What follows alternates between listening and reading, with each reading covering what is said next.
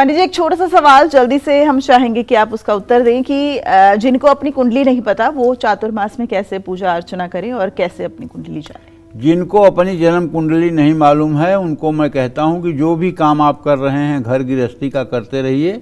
हर समय 1 मिनट का भी जब आपको लगे कि आपके पास फुर्सत है तो सीताराम सीताराम सीताराम, राधे श्याम राधे श्याम राधे श्याम, हरे राम राम राम हरे हरे, हरे कृष्ण कृष्ण कृष्ण हरे हरे, कोई एक मंत्र भगवान श्री हरि का पकड़ लीजिए।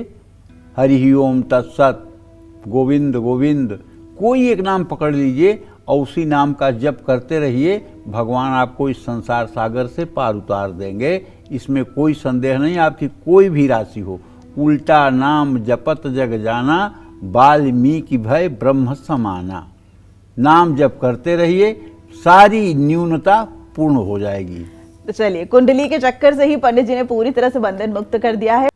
पंडित जी, अगर चातुर्मास की बात की जाए तो हिंदू धर्म में व्रत और आध्यात्मिक साधना का सबसे पवित्र ये हिस्सा भी माना जाता है, लेकिन ऐसा क्यों कि मांगलिक कार्य 4 महीने नहीं कर सकते लेकिन सबसे ज्यादा त्योहार इसी समय पड़ते हैं? शास्त्रों में लिखा हुआ है कि सावन और भादों के 2 महीने में गंगा जी जो है रजस्वला हो जाती हैं। तो क्या गंगा जी रजस्वला होती हैं? नहीं। इसलिए कहा गया है कि सावन और भादों में गंगा का मूल जल गंगा में नहीं रहता है, बल्कि बरसातों का पानी भी आकर के गंगा में बहता है, जिसे गंगा जी को शुद्ध करने में कुछ समय लगेगा। इसलिए सावन और भादों में गंगा जल का प्रयोग या गंगा स्नान का प्रयोग वर्जित है। अच्छा, समझ रही हो?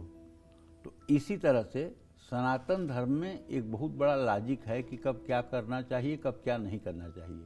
सावन और भादों बरसात का महीना है और उसके बाद आश्विन और कार्तिक, ये दोनों महीने जीव जंतु और नाना प्रकार के कीड़े मकोड़ों के उत्पत्ति का समय है।